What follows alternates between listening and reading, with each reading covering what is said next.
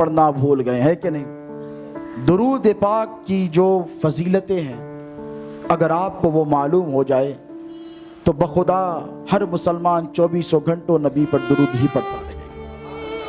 ایک بڑا مشہور اور معروف واقعہ ہے، آپ چاہتے ہیں نا کہ پریشانیاں دور ہوں، آج بتائیے کہ الا ماشاء اللہ کون ایسا شخص ہے ہم میں جو اکنامیکل کرائسس میں مبتلا نہیں، معاشی حالات سے کون پریشان نہیں ہے؟ بتائیے۔ ہر طرف آہاکار کا ماحول بچا ہے، ہر شخص یہ چاہتا ہے کہ میری پریشانیاں دور ہو جائے۔ نبی پاک علیہ الصلاۃ والسلام نے واضح اور صاف الفاظ میں آپ کو کامیابی کا پروانہ عطا فرمایا ہے۔ بڑا مشہور واقعہ ہے کہ بنو عباس کے دور حکومت میں ایک شخص رہتا تھا جو بڑا پریشان تھا۔ حجت الاسلام امام غزالی علیہ رحمت و رضوان نے مکاشفۃ القلوب میں یہ واقعہ درج کیا ہے۔ بڑا اہم واقعہ ہے کیونکہ وقت بہت ہو گیا ہے، آپ حضرات اس بات کے عادی نہیں ہے، مجھے پتہ ہے کہ رات کا حصہ گزر جانے کے بعد برا بنڈے کے لوگ بیٹھے ہیں، وہ جب آوازیں آتی ہیں تبھی جاگتے ہیں۔ اللہ آپ کو سب کو محفوظ رکھے ہر قسم کی آواز سے جو پریشان کرتی ہے، اور صلاۃ و سلام کی آوازیں ان بستیوں سے جاری و ساری رہیں۔ تو ایک شخص رہتا تھا بنو عباس کے دور میں، اسلام کا ابتدائی دور ہے، بنو امیہ کا 300 ساڑھے 300 سال کا دور، اس کے بعد بنو عباس کا 300 سال کا دور، یہ 650 سال کا دور ہوتا ہے اسلام کی ابتدائی تاریخ کا۔ بات سمجھ میں آ رہی ہے آپ کی؟ تو اس دور میں ایک شخص رہتا تھا جو بہت پریشان حال تھا۔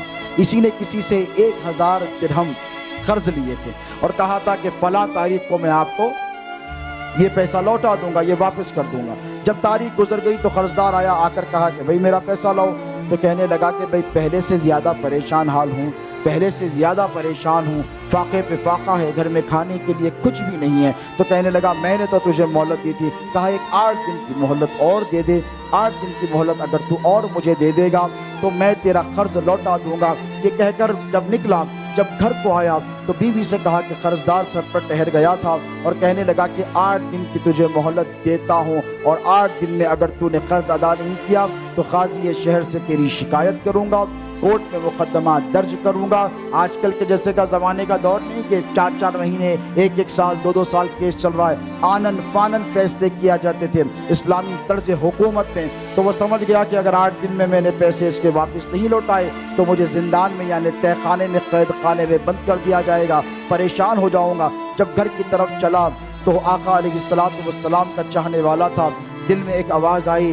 کیا تجھے یہ پتہ نہیں کہ تیرے نبی نے فرمایا ہے کہ اے میرے امتی، جب تو پریشان حال ہو جائے تو مجھ پر کثرت سے درود پڑھا کر، میں تجھ سے وعدہ کرتا ہوں رب کعبہ کی قسم میں تیری ہر مصیبت پہ تیری مدد کرنے کے لیے آؤں۔ یہ خیال جیسے ہی اس کے دل میں آیا، اس نے عالم ازواج کی طرف بالکل توجہ نہیں کی، بلکہ ایک ہی کام کرنے لگا، نماز پڑھتا، اللہم صلی علی سیدنا محمد وعلی آلہ وبارک وسلم، 24 گھنٹے درود پڑھتا۔ بیوی کہنے لگی جاؤ، جا کر کچھ انتظام کر آؤ، کسی سے مانگ کر لاؤ، قرضدار آئے گا، پریشان ہو جاؤ گے، زندان میں ڈال دیے جاؤ گے۔ کہنے لگا میں نے سب کچھ کوششیں کر لی، میرا ایمان میرے نبی کے ارشاد پر ہے، میرے آقا کا ارشاد برحق ہے، نبی نے فرمایا کثرت سے درود پڑھ، تیری پریشانیاں اللہ دور کر دے گا۔ بس درود پڑھتا رہا، 1 دن گزر گیا، 2 دن گزر گئے، 3 4 5 6 چھٹے دن اس نے جب درود پڑھتا پڑھتا تھک کر سو گیا تو اس کی قسمت کا ستارہ جاگا۔ آقا و مولا علیہ الصلوۃ والسلام خواب میں تشریف لائے، ہڑبڑا کر اٹھا، خوشی کے عالم میں اٹھ کر کہنے لگا یا رسول اللہ، میرے ماں باپ آپ پر قربان، اے اللہ کے رسول اس غریب پر آپ نے کیسے کرم فرمایا؟ حضور نے فرمایا میں جانتا ہوں تو بہت پریشان ہے، ایک کام کر،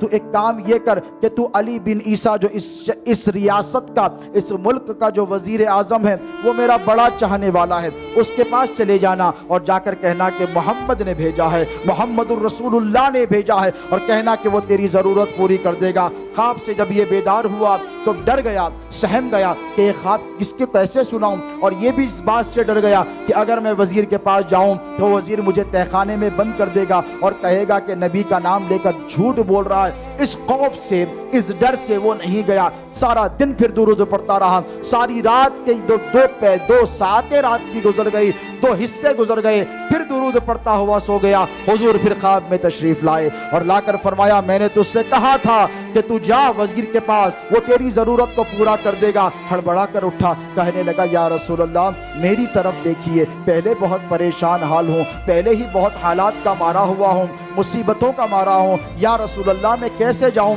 وہ وزیر اعظم ہے, وہ رئیس شہر ہے, میں فقیر اور غریب اور ناتواں اور ناچار اور لادار ہوں, میں کیسے اس کے پاس چلے جاؤں؟ اور چلا بھی جاؤں تو وہ کیسے مان لے میری بات کہ میں سچ کہہ رہا ہوں؟ یا رسول اللہ کوئی نشانی مجھے عطا فرمائیے تاکہ وزیر کو میری بات پر یقین ہو جائے. اللہ کے رسول علیہ السلام نے فرمایا ایک راز ہے جو علی بن عیسیٰ کے سوا کوئی نہیں جانتا, یا تو میں جانتا ہوں یا میرا رب جانتا ہے یا علی بن عیسیٰ جانتا ہے. جانا اور جا کر اس سے وہ راز کہہ دینا, وہ سمجھ جائے گا کہ اس کے نبی نے اس کو تجھے اس تیرے پاس بھیجا ہے. وہ بھاگا گیا. اب دیکھے جانے والا کیسے گیا, دروازے پر محل کے جا کر دستک دی, دربان نے دروازہ کھولا اور کہنے لگا کون ہے؟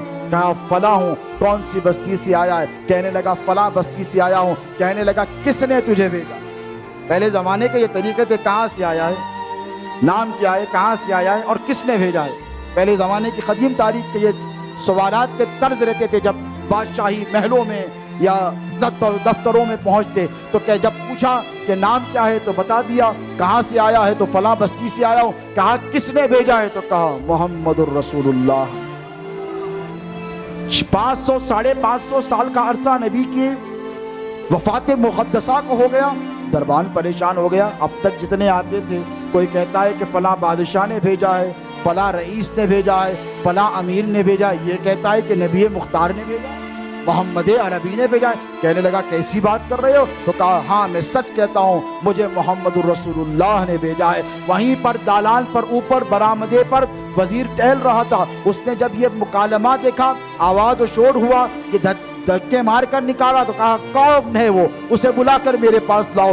جب لے جایا گیا تو پوچھا کیا ماجرا ہے, کیوں آوازیں کر رہا ہے؟ تو کہا اے وزیر مجھے تیرے نبی محمد الرسول اللہ نے بھیجا ہے, میری یہ ضرورت ہے اسے تو پوری کر دے. مجھے 1000 دینار چاہیے, میں نے قرض لیے تھے. حضور نے کہا کہ تیرے پاس جاؤں وہ دے دے. تو اس نے کہا بہت صحیح ہے, میرے نبی نے بھیجا ہے, بالکل میرا ایمان ہے, لیکن اے شخص مجھے بچا, کیا تیرے پاس کوئی نشانی ہے؟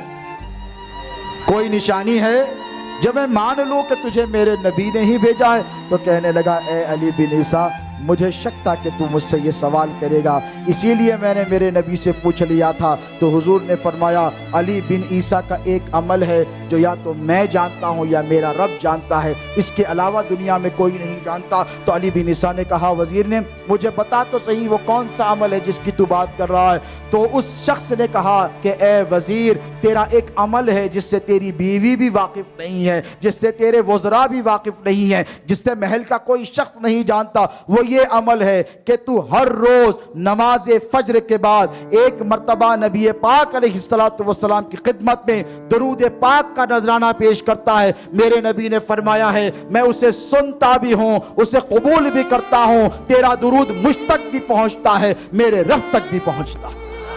یہ سننا تھا. وہ رونے لگا اور کہنے لگا تو نے سچ کہا, تیرا خواب سچا ہے, یہ ایک ایسا راز ہے جو میری بیوی تک نہیں جانتی, تیرا خواب بالکل سچا ہے. وہ اندر گیا, لا کر 3000 دینار. کتنے؟ ضرورت کتنے کی تھی؟ 1000 کی. 3000 لا کر دیے. کہا 1000 سے قرض ادا کر لے, 1000 سے کاروبار کر لینا اور 1000 اپنی آل اولاد پر خرچ کر دینا. یہ جب لے کر نکلا تو قاضی شہر کے پاس پہنچا. قاضی شہر پریشان ہو گیا, قرضدار کو بھی بلایا گیا اور قاضی شہر سے کہا دیکھو پیسے لایا ہوں. تو قاضی شہر نے کہا ڈاکہ تھوڑی ڈالا, اتنا جلدی پیسے کیسے آئے, کہاں سے لایا ہے, کمایا ہے, کوئی جائیداد تھی جو بیچی ہے؟ تو کہنے لگا کچھ بھی نہیں تھا. تو کہا پھر یہ پیسے کیسے آئے ہیں؟ سچ بولنے والا تھا, سچ بولنے کا عادی تھا, نبی پاک علیہ السلام کا سچا غلام تھا.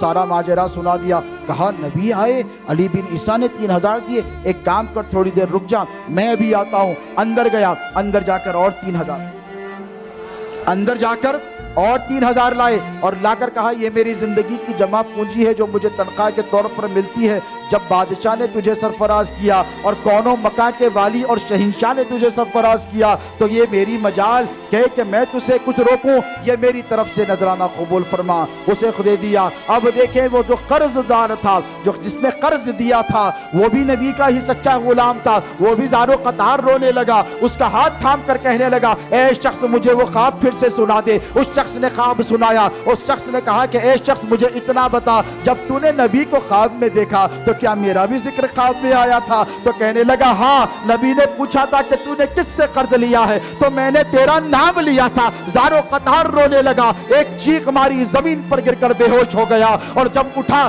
تو کہنے لگا زہے نصیب، نبی کی مجلس میں میرا نام آ گیا، اب میری مجال ہے کہ میں تجھ سے کوئی پیسہ لوں۔